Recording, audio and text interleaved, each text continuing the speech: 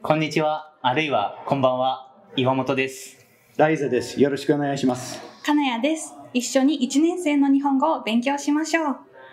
このプログラムでは1年分の授業を8週間で終わらせます。とても大変ですが、皆さんの日本語はすごく上達しますよ。僕たちが頑張れる環境を作り、全力でサポートします。クラスメートもとても優しいですよ。僕たちはチームで教えます。授業はレクチャー、ドリル、チュータリングを毎日します。先生やチューター、クラスメートがたくさん話して、たくさん学びましょう。コースを終わってから自信を持って日本語を上手に話すことができるようになりますよ。